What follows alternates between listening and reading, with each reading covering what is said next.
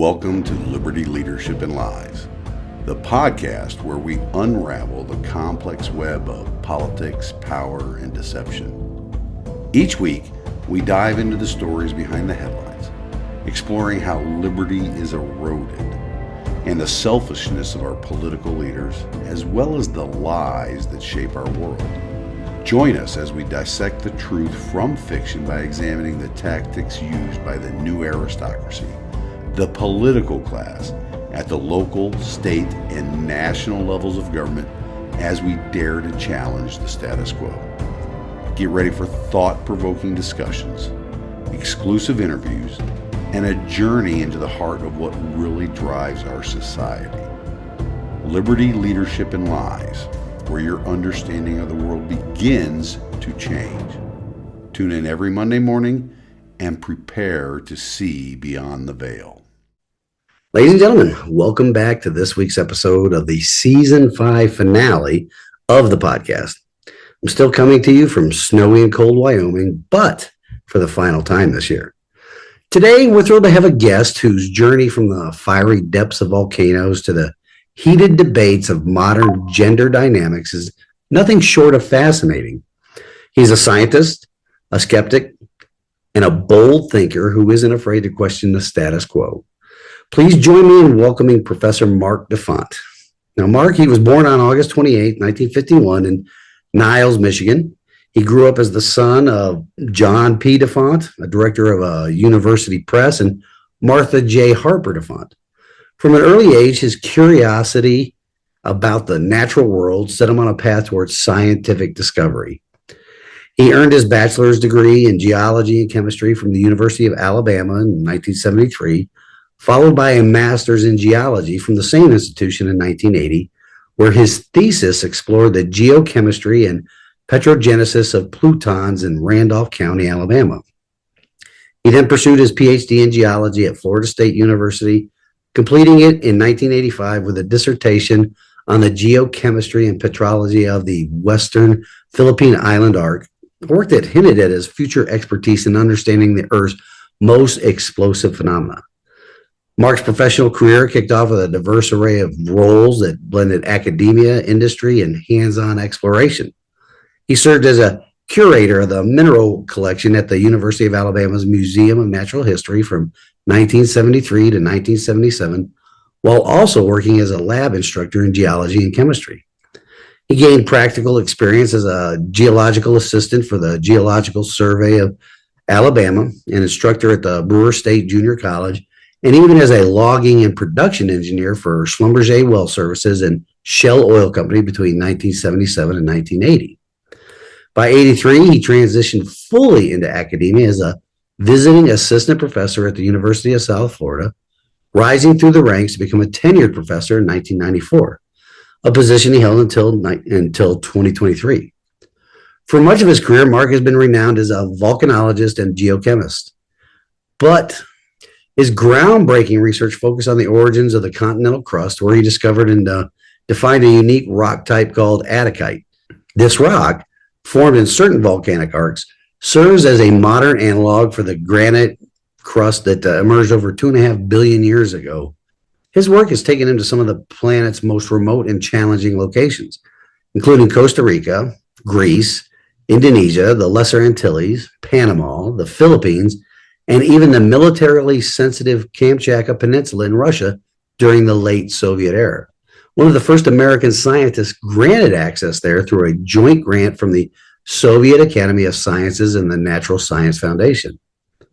Marc's contributions to geology are backed by impressive funding from prestigious sources like the National Science Foundation, National Geographic Society, American Chemical Society, and the National Academy of Sciences.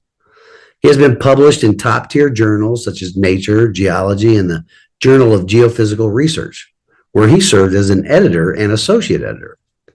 Beyond research, he has consulted internationally on gold and diamond geology for companies like De Beers, Placer Dome, and Anglo American in West Africa and Russia. His popular science book, Voyage of Discovery from the Big Bang to the Ice Age, first published in 1998 and updated in a second edition in 2023, brings complex cosmic and geological history to life for general audiences. But what makes Marc particularly relevant to our podcast is his recent pivot to evolutionary psychology and societal critiques, a shift that blends his scientific rigor with timely cultural analysis. In the last few years, he has published peer-reviewed articles in psychology journals tackling hot-button issues like the evolutionary basis of patriarchy, the gender pay gap, the glass ceiling, and the ethical dilemmas of gender-affirming care. His work challenges what he sees as methodological weaknesses in contemporary feminist scholarship, advocating for empirical evidence over ideology. Just last month, he released his latest paper in Sexuality and Culture titled Evolutionary Psychology and the Crisis of Empirical Rigor in Feminist Studies, which scrutinizes feminist theories through the lens of human evolution and adaptation. Marc is also a prolific contributor to magazines like Skeptic, Free Inquiry, Aporia, and Popular Science, where he's written on topics such as AI threats. His August 2025 Skeptic article, The Contradiction at the Heart of Gender Debates, highlights the tensions between social constructionism and biological realities in gender identity discussions. He's no stranger to public discourse either, appearing on high-profile podcasts like the Joe Rogan Experience and the Dinesh D'Souza podcast, and delivering a TEDx talk on why humanity might be alone in the galaxy. Marc's journey embodies the spirit of liberty in thought, leadership in scientific inquiry, and exposing the lies that cloud our understanding of human nature. I'm excited to dive into his latest paper and explore how evolutionary perspectives can reshape our views on feminism, gender, and society. So grab your coffee, turn up the volume, and let's get into it. Liberty, leadership, and lies, because the truth will set us free. Hey there, truth seekers. I'm Larry Litton, your guide through the maze of modern politics and power dynamics on liberty, leadership, and lies. Each episode will challenge the narratives, expose the lies, and celebrate the leaders who champion true liberty. Get ready to question, learn, and maybe even change your mind. So let's dive into the truth together. All right, ladies and gentlemen, Professor Defant joins us this evening. Professor Defant, welcome to the program. How are you doing down there in Florida? I'm doing great. Thanks for having me. Oh, absolutely. It's a little bit warmer than up here in Wyoming where I'm working right now. Oh, are you in Wyoming? Oh, my gosh. Right. It's been sub-freezing temperatures for the 2.5 weeks I've been here, except for a couple What's of a days. Tennessee boy doing in Wyoming? I do some leadership coaching in the oil and gas industry. Nice. Great. And I used to work for Shell for a while. Oh, okay. Got a few my fellow coaches that I work with. They're working with some Shell assets down in the Gulf of America right now. Okay. But we're here to talk about your paper. Yeah. And I put a link to the paper in the podcast description. Thank you. In your paper, you argue that the feminist concept of patriarchy as a deliberate male oppression, it's a myth. Can you explain how evolutionary psychology reveals it as an emergent outcome of women's mate preferences, and how might this align or conflict with creationist views of God-ordained gender roles in Genesis? Well, I don't know about the gender ordained part, but I can tell you a little bit about the patriarchy aspect, and that is that women, I don't know, feminists have been saying for so long that the patriarchy is due to oppression by males and subjugation by males, that I think everybody in the country has started to accept it, or has been accepting it for decades. And that's not what my research is saying. My research, or evolutionary psychology, is saying that a patriarchy is formed because of choice by women. Let me go into this a little bit of depth, because it's going to take a little while to come around to what I'm saying here. If you go back to hunter-gatherer society, where we evolved some of our characteristics, we find that women choose men on the basis, and this is probably no shock to men out there, choose men on the basis of how much they can earn in their lifetime today. And back in hunter-gatherer society, it was how much bacon you could bring home. In other words, how could you hunt? How could you protect the family? How brave were you to go out there and take down huge animals? So, and this is supported by cross-cultural evidence, where they go out and they go to a lot of cultures and they ask, hey, what's the biggest thing you look for in to marry in a mate? And women across all cultures say that men's earning potential, that's the biggest part of it. Men are entirely different. Men tend to be attracted to the most attractive women. And a lot of people think that's shallow, but it's really not, because we find that the beauty of a woman is related to two things: youth and health. So you've got some physical characteristics that tie into that attractiveness. You can put men into MRIs and you can watch their brain light up when they see pictures of attractive women, but not so when they see men or not so attractive women. So there's a lot of physical research that's been done on this to show that this is true.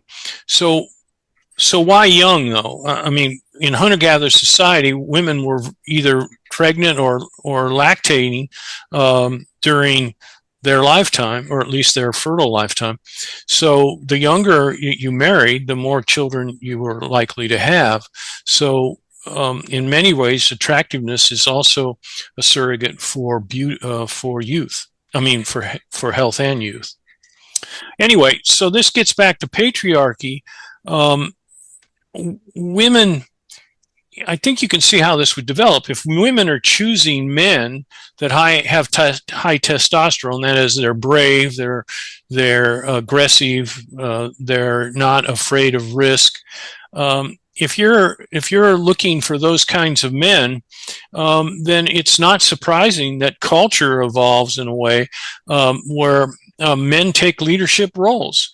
We have a wonderful study that I mentioned in my paper about men and women in a kibbutz in Israel. These are people that left Europe in the early 1900s and Eastern Europe and went to Israel, and they wanted equality for women, and they literally set up their society where men and women were considered equal, and everybody had the same amounts or same number of jobs and same types of jobs. So women worked in the fields, men helped raise the kids, so on. Well, it's interesting that as time went on throughout the 20th century, women started demanding changes, and those changes were they didn't want to work in the fields, they didn't want to take leadership roles, they wanted to raise children. And men, of course, not so much. So men were perfectly happy to switch those roles. And what you end up then is you end up with a society in the kibbutz, which is predominantly now dominated by male leadership. We would call that a patriarchy. That's what that if we're talking about a patriarchy where simply men are in leadership roles, or even in a lot of work-related roles higher up, then that patriarchy is due to choice by women. And I hope you see where I'm going here. So it's not men's fault that we have this patriarchy. It's really indirectly related to going back to the choice for the last 300,000 years of women picking men to have children with, which propagated their genes onto the next generation, to successful males that did the things that females wanted, which was to bring home the bacon, hunt well, and so on. Does that make sense? Or yeah, it does. It's voluntary. In my worldview, it's voluntary positions based upon the strengths and the physiology of the two different sexes. Correct. And each of them are, we're in my worldview, we're designed for certain purposes. So if you try to subvert that design, it will eventually, like in the example you provided in that was, we'll go back to the original design. The men are the providers, the women are the nurturers. That's just the way we're built. I'm not trying to justify that now. Right. Don't get me wrong. It's natural. I think women should be treated equally if they work. If they have a job and they do the same work, we should pay them equally. So I'm not suggesting that we discriminate against women. I don't think you are either. But I do think that a lot of women that have gone down the feminism for the past 30 or 40 years are starting to get into the old age where they haven't had any children, and I think they're thinking back, how would life have been different if I'd raised children? So I find that very interesting. So yeah, maybe you're right. I don't know. Because each role is complementary to the other. The more nurturing you have, the more the hunter-gatherer provider needs to provide for. So it just, in my worldview, it just complements. They complement each other, and the word for in the Bible is back in the actual Hebrew word for a woman is a helper, because each of them helps each other. Yeah, I keep getting this reaction when I say that masculine and feminine are ways that men and women are attracted to each other. This seems to be an incredibly audacious, statement that I make on campus. But I firmly believe in that. I think that that's what makes the world go around. And we're going to have problems if masculine stops attracting women and feminine stops attracting men. And maybe we're seeing a little bit of that now. I don't know, because the universities seem to be feminizing themselves. They want, if you believe, and they believe that a culture forms everything, that we're born with blank slates, and you're feminine because of culture, or you're masculine because of culture, it really gums up the works. This social construction attitude, just incredible to me that they can postulate that because they don't believe that we have any biological roots. Just astounding. Right. Yeah, and you're right. I think we are seeing the examples of that. We talked about that quote I read to you before we started recording, and it's absolutely true. Oh yeah. Now, modern feminism often claims about this multiple times debunked gender pay gap, that it's solely due to discrimination, but you cite evidence suggesting it's influenced by evolutionary adaptations and career choices. What do you see as the biggest lie here? And from a creationist lens, could this reflect divine differences in male and female callings, such as I've been referring to? Yeah, it is. I'm not sure. Let me make sure that I understand you. You want me to come up with some creationist ideas for that? No. I mean, your world or your studies and a creationist worldview, they both come to the same conclusion, right? But what do you see as the biggest lie here? I mean, with the gender pay gap. The gender pay gap. And I cannot reference creationism, but I can reference my work in evolutionary psychology, which is that the gender pay gap, the feminists bring out this graph, and it shows, that men make this amount on average and women make this amount on average. And I think the big lie is that that's due to discrimination. I can't tell you how many times I've heard Hillary Clinton and Kamala Harris say, "Oh, this is obviously discrimination against men." And I do cartwheels in the room when I hear that, because it's not true. And how do I know it's not true? Well, I go out there and I read the literature, mainly done by women economists. And that literature tells us that the pay gap is due to differences in behavior of men and women. Men take on risk. They go out, they get high paying jobs, which expect them to work 60, 70 hours a week. They like that. They thrive in that, a lot of men anyway. And women, on the other hand, are risk adverse. They tend to choose jobs which gives them a lot of variability in how they handle their jobs. For example, if they need to move someplace or switch jobs or take time off to raise children, they want that ability to have their job flexible. So that comes with a price. If you take off 6 or 7 years to raise kids, or 4 or 5 years even, it's lost time for you to be learning in the workforce. And so you don't make as much money as men that don't quit and work right through it. Boy, I heard tonight, I'm going to get off the subject a little bit here, but I heard tonight that the government has been using DEI scores to hold white men back because they're not in the DEI initiatives that were set up by the Biden administration. And that seems to me to be outrageous discrimination.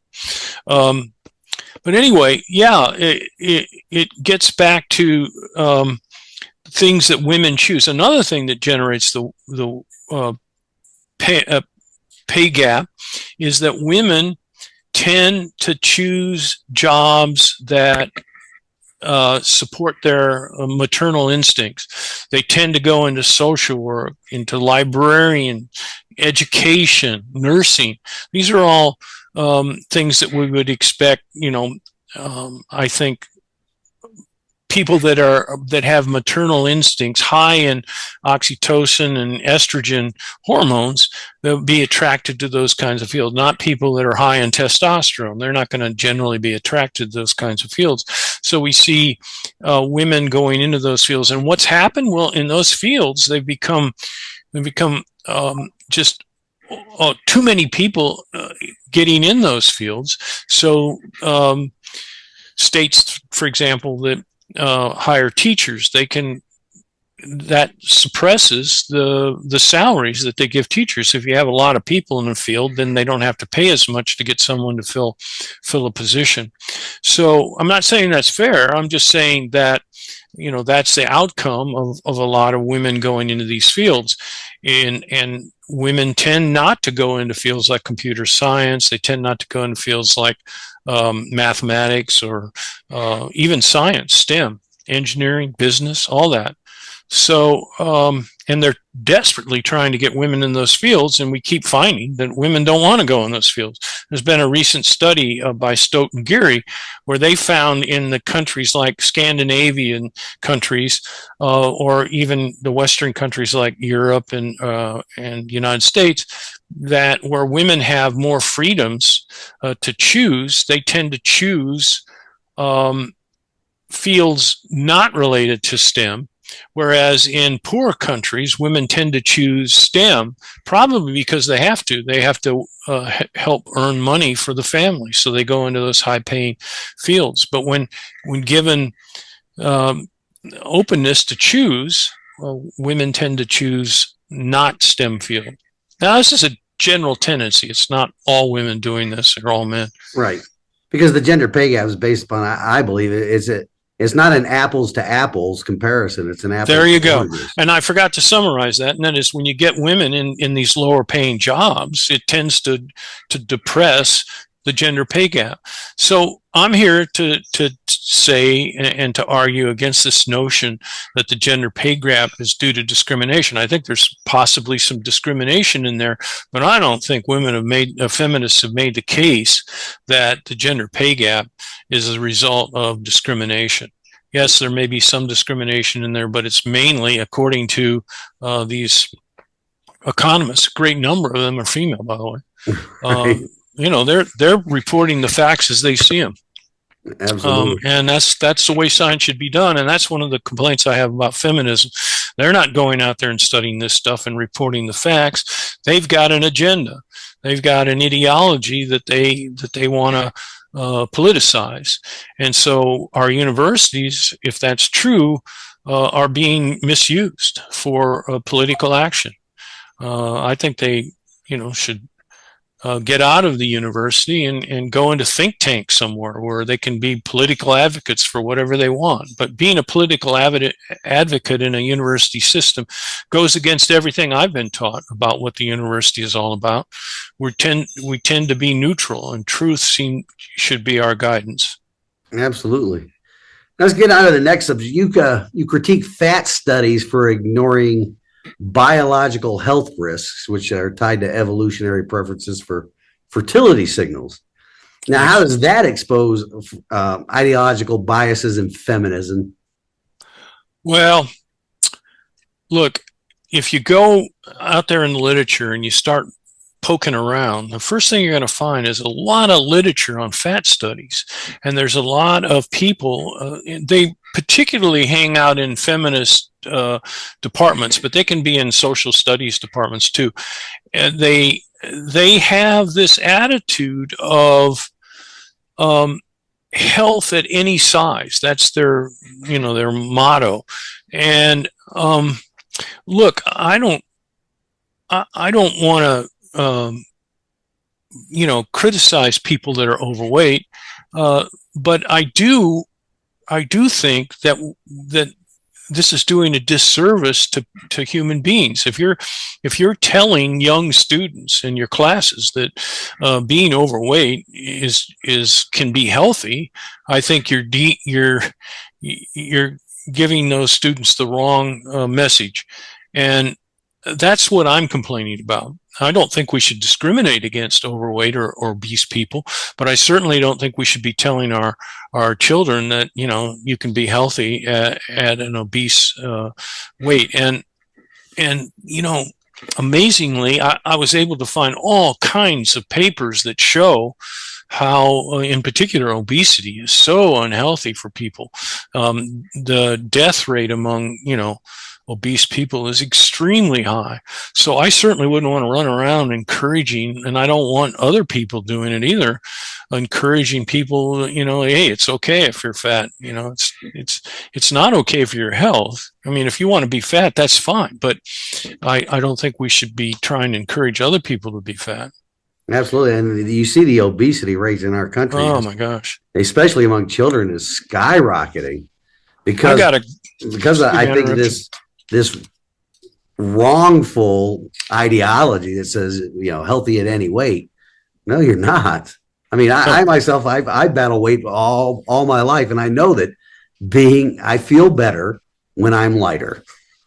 Well, I don't mean to insult you at all. And I don't mean to insult anybody that's overweight. That's something that I think we all struggle with. I'm putting on weight when I don't want to, especially over the Christmas holidays. But anyway, my wife's delicious Italian S cookies.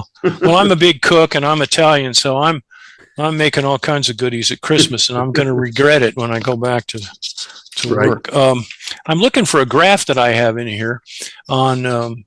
Yeah, it's probably back for where I show how the weight has changed. Yeah, here it is. The way the weight has changed. In my paper, you can see where in 1960 the average weight was for a woman was about 127 pounds. That's in 1960.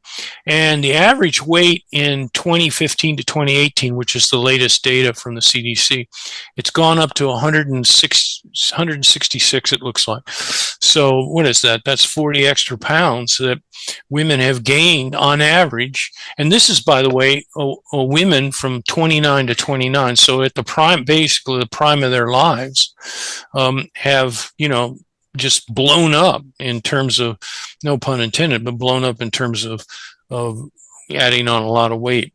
And women, get this, women now, people in fat studies are blaming this on men. They're saying that this is due to oppression by men because we are trying to look for attractive women, and therefore we're making it difficult for women that are overweight. Nothing could be farther from the truth. I mean, yes, apparently women want to be attractive because of the immense amount of money that's spent on cosmetics. So I'm not saying women need to go out there and buy cosmetics to look beautiful for me. All I'm saying is when I was a young man, I was looking for attractive women to marry. I think most men are. And I think that's just fair to say. I wouldn't say that women are shallow because they're looking for a man that makes a lot of money to marry. I think that's all part of nature. But women, it's interesting, women don't see that as part of nature. This objectification of beauty, seems to be, it's seen as all part of the patriarchy, oppressing women, where, well, I don't know. I'm probably saying too much here, but anyway, yeah, it's really upsetting. Yeah, you cited those dates on that graph that you had there. That 1960s to 2018, that the rise in average weight corresponds to the rise in the feminism. Yes, it does. The militant feminism movement in our country. Yes. And with that, we're going to take a quick break right here, and we'll come back on the other side. So stick with us, ladies and gentlemen.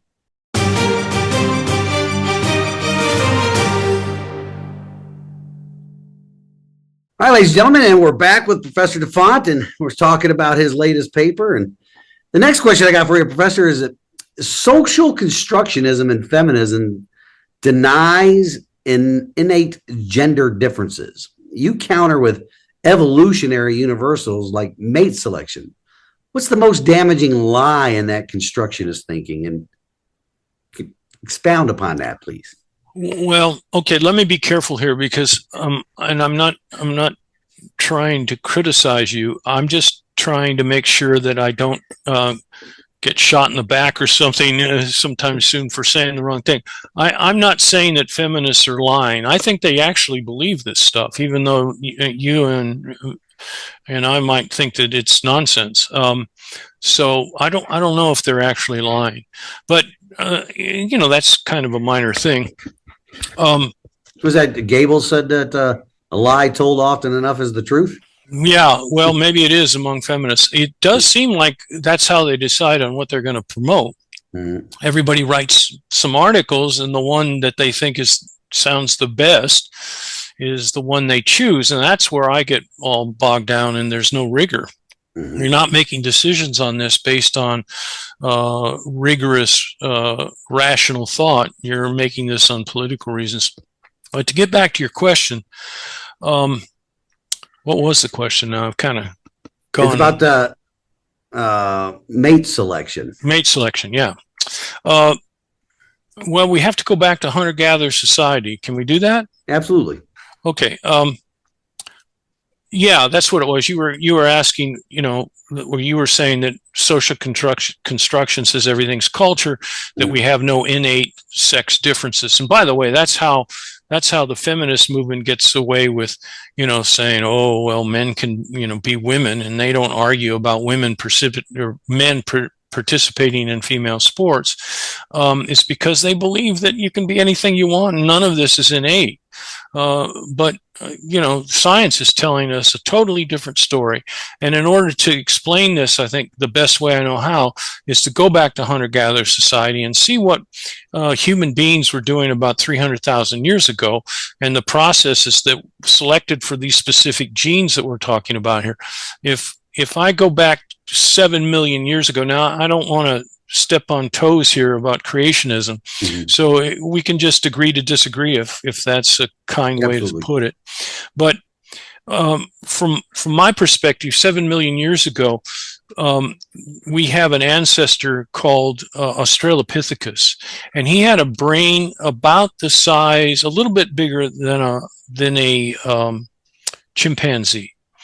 And then over the next 7 million years, we see brain sizes in fossils getting huge until we end up about 300,000 years ago with Homo sapiens, us. And we have incredible sized brains compared to Australopithecus. So, and it makes sense. I mean, it took a lot of time for us to have consciousness, and some might even call it free will. And that takes a big brain to have that kind of ability. And so what's happened with those big brains? Well, the first thing that we notice is that women, the brain of a Homo sapien can only develop 25% in the womb. So babies have to be delivered basically as fetuses. They come out, they're totally helpless. Compare that, for example, to a deer. A deer, when it's born, it's up and running almost right away. That's because, they got predators that'll eat it if it can't, get out on its own. So there's kind of a natural selection there for animals that didn't get up and go right when they were born. And so with humans, imagine a woman having a child that's totally helpless and then being left by the man to raise that child on their own.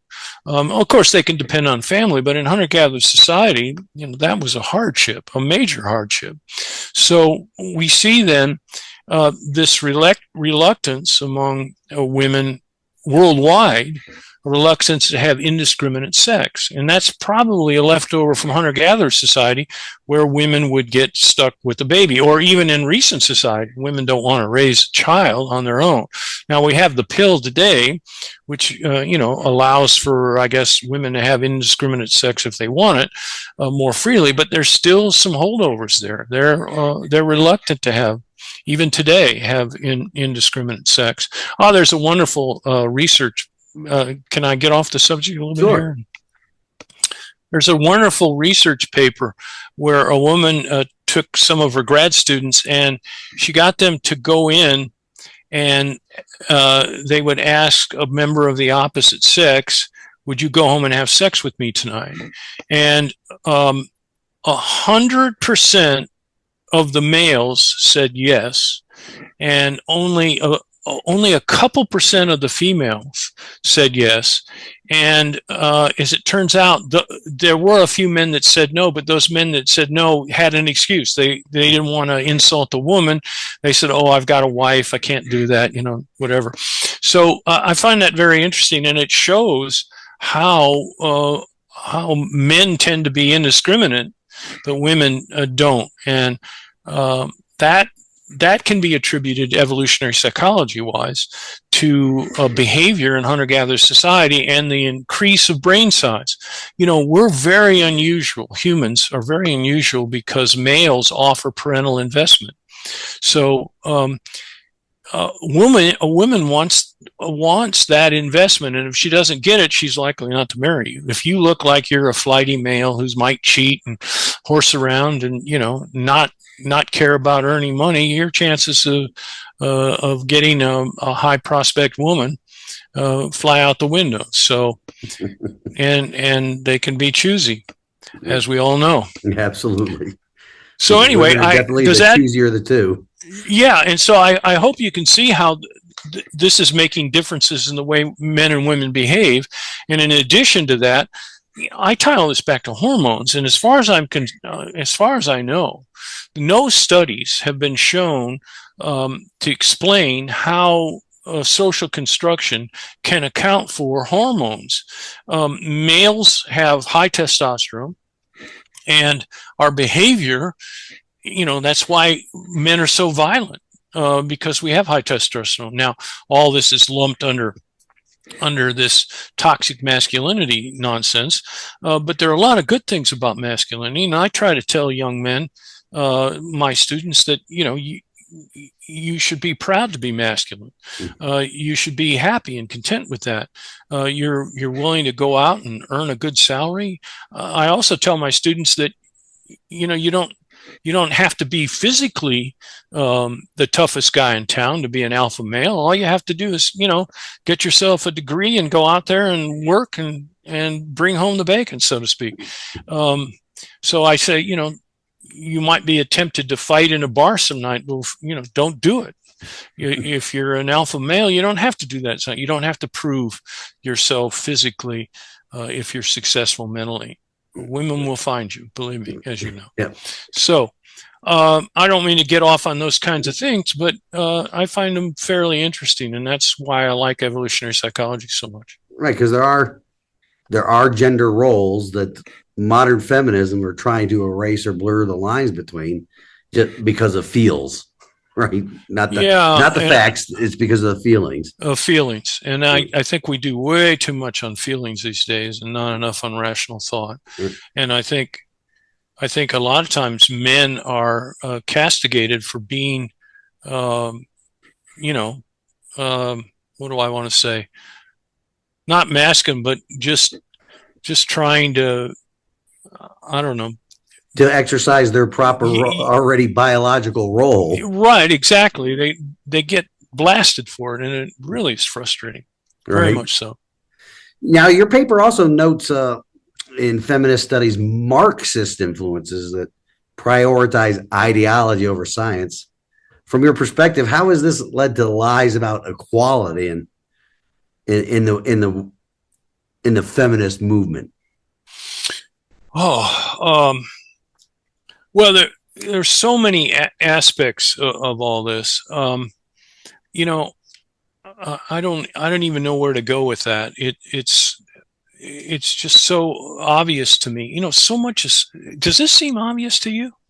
It's blatantly obvious. Yeah, I don't even know how. Sometimes I'm asked to talk about this. It just seems like we should all know this secondhand. I remember one student I had years ago that came up to me after class, and I said, "Well, what did you think?"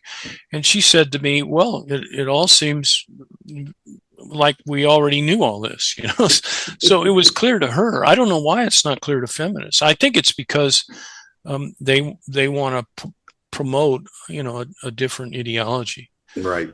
And that's so all that critical theory. It's critical gender theory, critical race theory. It's all that critical theory, which breaks that's down Marxism. Yep, breaks down typical roles just because there always has to be somebody oppressed. Because I think we're living in an age of the oppressed Olympics. The people that don't follow science, don't follow evolutionary or even biblical roles of each individual, they want to race to the top, be the top of the podium for the most oppressed based upon whatever category. Yes. And if they have multiple categories of oppression, they get the double gold medal. Yes. And you asked me about Marxism, and I'm not a Marxist, so I can't tell you a lot of details. I've read a lot of Marxism, and I know how crazy it is. I don't know why we have to every couple of decades revisit socialism and Marxism, but here we go again. We're right in the middle of a whole group of people that think socialism is good. And, it seems like we always have to find out the hard way. We had 70 years in the Soviet Union of lives destroyed because they believed in socialism and communism. And now we're here in America, we're actually having people believe in this kind of stuff. So I think there is one truth about socialism that people just need to understand. You can vote your way into it, but you always have to fight your way out of it. That's right. You have to have a rebellion. Yeah, it scares me to death. I should tell you a little bit about the history, though, of how we got these guys. The Frankfurt School in Germany was a Marxist group that got together, and then when the Nazis took power, they were persecuted. And so American universities and professors in American universities, oh, these guys are great. Let's bring them over here and get them away from the Nazis. So they invited them to come here and teach. And so our universities were seated with these Marxists. And so in the 60s, a lot of these Marxists, Habermas and the like, they went out and did their preaching and were quite successful. And now we have a whole socialist movement falling under what you hear often as critical theory, which is, pretty much the Communist Manifesto, if you ask me. But it is basically Marxism. And absolutely. Now, you suggest the term lived experience in feminism. It lacks scrutiny. It's often treated as infallible. What's the evolutionary basis for questioning it? Well, it's probably the most unscientific idea that's ever come along. It was very, very popular about 30 years ago. And fortunately, it's died down. It's still running around, but it's out there. And it's kind of a viewpoint position. There were feminists that argued that because they were oppressed, they could do science better than scientists.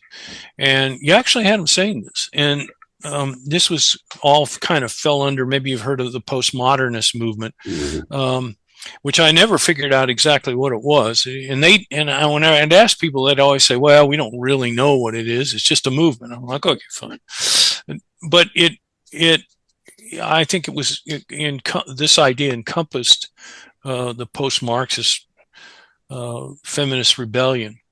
And I think it was a way to undermine science more than anything. Women saying, oh, well, you guys have this thing about evolutionary psychology. Let's just go undermine them and tell them that we know science better. Well, that didn't fly so well. And it's been pretty much critiqued out of business. But I mention it because I still see remnants of it around today. There's still people writing about a superior viewpoint in feminist studies. I think it's evolved too into what we hear a lot lately in this your truth, my truth, that truth, this truth. Or it's evolved too in saying that we're privileged, and pointing out privilege to it's evolved. No question. And imagine, I'm friends with, or used to be friends with a person in our feminist studies. She's retired now, but she used to call me and say, look, can you recommend to your students my course in feminist studies? And I said, well, I'll be happy to if I can come in and sit in on it and see what you're saying, but I don't want to recommend it if I don't know what it's about. And she said, well, we don't allow men in there. And I was like, okay, I'm sorry, then I can't really recommend it. And I think that that's what they're doing. They're telling young women how terrible men are. And we're seeing the ramifications of that today because of 30 years of feminists telling women, young women, how terrible men are. A lot of women aren't getting married now. I think they'll regret that. And how sad is that? I mean, I think, look at the declining birth rate. That's what we have now. Do you have children? I have one. I have children also. And I tell you, it's the most wonderful experience of my life. I would hate to see people give up on that. Plus, it's hurting the country. Absolutely. So I would encourage anyone to have children. Well, not anyone. I shouldn't say that. Right. Having a child is a blessing, and then yes. But there are some people that don't need to be parents. I'm not going to point fingers. Now, you advocate moving gender research to rigorous fields like psychology. How has feminism's advocacy role perpetuated lies about biology? Well, the opinion, that they push, that is social constructionism, is a denigration of evolutionary psychology, and they deny evolutionary psychology. And my point of writing this was because of the lack of rigor in feminist studies that they should be moved out of the university system. Join think tanks, but they're doing the university disservice and a lot of young women disservice, if you're pushing fat studies and social construction and things that haven't been documented scientifically. I think this is the wrong way to go. And you can imagine how popular I am on campus because of this. Anyway. Right, because you got to look at the aspect of the money revenue generated from those studies too, for completely useless degrees. You know what, though? I think students are starting to wake up now because, the only way you can have a women's studies pay off is to go out and teach women's studies. So it's self-perpetuating, Right. A self-licking ice cream cone. Yeah. And so I just hate to see students getting into something where the only thing you can do in it is to teach it. Right. It's just not a good way to. I don't think. And it doesn't give you a lot of security. I know a lot of women that have gone into feminist studies and then ended up going into something else because of my wife works with somebody in the library that did that. And now she's a librarian. And I have a friend down the street and his wife became a psychologist after she went through feminist studies. So I think they realized that if they're not going to go teach it, that they probably need to get into a new field, which is such costly. I mean, Right. you know how costly. But somebody's getting rich off of it. Oh yeah, the universities. Yeah. I'm not sure. Are there a lot of women going into women's studies now? It seemed like they were hard up to get people into it because it doesn't give you job opportunities. They run all the teachers unions in the country. Oh well, yeah, that might be true. Or they get into DEI programs. Right. I think is the next thing. I had Dr. Stanley Ridgely on my show about we talked about his book DEI, and it's just amazing the revenue generator that scam is. I didn't realize. Oh, the DEI. Oh, yeah. Oh, in academia. Oh, not just in academia, and it used to be. Now, business is getting away from it, but it used to be business. They were making a fortune from the companies that would bring them in to teach all this. Right now these companies are realizing that it doesn't increase their profit margin, so it useless. Could hurt their profits. Yeah, as we know from Bud Light. Yeah. And Target. Now, your paper concludes feminist studies is better as politics rather than academia. From your standpoint, what reforms are needed? Well, no, I'm just saying that a political, ideological program, I don't think belongs in the university, and I don't think. I don't know where it belongs, to be honest with you. Maybe in a think tank, as I mentioned before. But I don't. Otherwise, if we're going to have political things like this on campus, then for equality's sake, we need a men's program. We need men that can advocate for men, because women certainly aren't in feminist studies advocating for men. They're advocating for the destruction of the male. They think that men have all the power, and therefore their objective is to take power away from men. And I think they're doing quite a pretty good job of it. So if you're not going to remove feminist studies from the university, then I think we need to have male studies. And I don't mean gay male studies. I mean real male heterosexual studies to show men that they're not as terrible as we've been painted. Right. I follow somebody that talks about the forced doctrine a lot. I mean, women want all these things, but they only can have them because men allow it. Because right now, whatever women have, it is because men allow it. Because we could say no, because we are the dominant, the physiologically dominant of the two sexes, that we could dominate the entire spectrum of whatever we wanted. So we are actually much more benevolent because we do allow stuff like this to go on. It's a whole nother interesting rabbit hole I've been going down for the last couple of months on force doctrine. It's amazing that it kind of lines up with what we're saying here, and from your evolutionary standpoint as well as my biblical creation standpoint. Well, I invite you to come in and tell the feminists that anytime you want. I don't think you'd survive. Stay strapped or get clapped. Yeah, no kidding. I think. Well, I don't know if I should get into that, because it is, it is true. I think that this evolutionary patriarchy that I talk about is probably due to the fact that men are stronger than women, and when men in hunter-gatherer society said something, if the woman didn't obey, I guess they had power over them to make them obey. Right. But in today's society, I hope that we don't resort to any kind of, physical side of it. And that's, again, that points to the benevolence of the male species. Right. Well, believe me, you're preaching to the choir. I live in a university which is pretty much feminized, the whole university. So I'm not saying men are feminine per se, but I see a lot of groveling men on campus. If women say something, boy, they're like, I don't want to ruin my career, or, any of that. It's like, go along or get out. So Well, Professor, it's been a delight having you on the show to Great explain to all be this. on. Thank you so much for having me. Where could the listeners find out more about you?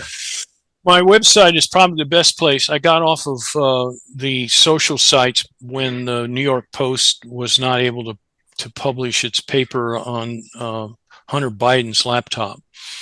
So I left X and Facebook, and I haven't gotten on since. But anyway, so my website would be you can contact me there if you want, or you can get my paper there. It's Marc Defant. I spell Marc with a C, defant.com. Be the best place to look me up and see my papers and whatever. All right, and I'll drop a link to your website in the Very podcast kind of description. You. And once again, Professor, it's been great having you on here. Thanks, Larry. Appreciate it. It does show, I believe, how evolutionists and creationists, the end result is the same. Whether how we got here is different, but the end result is the same. I would agree with you. I would agree 100%. All right. Well, thank you very much, Professor. Now you have a great evening. Same to you. Bye-bye. And a happy holidays. Happy holidays to you as well.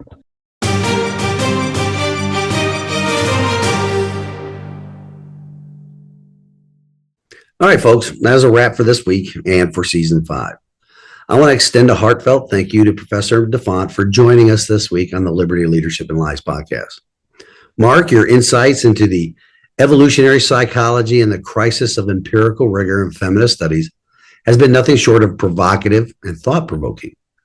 We delve deep into how evolutionary perspectives challenge some of the core narratives in modern feminism, from reframing patriarchy not as a grand male conspiracy, but as an emergent pattern from adaptive human behaviors, to debunking myths around the gender pay gap and even fat studies through a lens of biological evidence rather than ideological advocacy. And weaving into our discussion on creationism versus evolution has added that extra layer of intellectual tension, reminding us that whether we see gender roles as divinely ordained or naturally selected, the pursuit of truth demands rigor over rhetoric. Your willingness to bridge science and skepticism has given our listeners plenty to chew on, and we appreciate you taking the time to share your expertise. So thanks again, Professor Defant. Safe travels and happy holidays to you. Now, as we bring this episode to a close, I want to reflect a bit on what we covered today and tie it back to the bigger picture of liberty, leadership, and lies. Marc's paper isn't just an academic critique. It's a call to arms for intellectual honesty in a world where narratives often overshadow facts. We discussed how feminist studies, influenced by postmodernism and Marxism, can sometimes prioritize lived experience, or the latest feel-good phrase, my truth, over empirical data, leading to what Marc calls a crisis of rigor. From an evolutionary standpoint, things like male preferences and risk-taking behaviors explain gender differences in ways that social constructionism simply cannot match without ignoring biology. And from my creationist viewpoint, these patterns scream intelligent design, God's blueprint for humanity as laid out in Scripture, where men and women complement each other in roles that foster family, society, and stewardship over creation. But here's where it gets real. If we're not careful, these lies in modern feminism, claims that deny innate differences, equate all hierarchies to oppression, or dismiss health realities for body positivity, can erode the very foundations of liberty. True freedom comes from understanding our God-given natures, not reshaping reality to fit ideologies. Leadership demands we call out these deceptions, whether in academia, politics, or culture, and guide others toward truth. As we've discussed, evolutionary psychology offers tools to dismantle some of these myths, but for me, it all points back to a creator who designed us with purpose, which leads me to this week's wisdom from God's Word. And this week, it comes to us from the book of Genesis, chapter 2, verses 22 through 24. Then the rib which the Lord had taken from the man, he made into a woman, and he brought her to the man. And Adam said, this is now bone of my bones and flesh of my flesh. She shall be called woman because she was taken out of man. Therefore, a man shall leave his father and mother and be joined to his wife, and they shall become one flesh. So both evolution and creation scream the obvious. We have been designed for a purpose, male and female. Whether you view it through the evolutionary worldview, like my guest, or through a biblical worldview, like myself, it is the same in the end. Each sex or gender has a purpose, and it's not built upon a discriminatory function.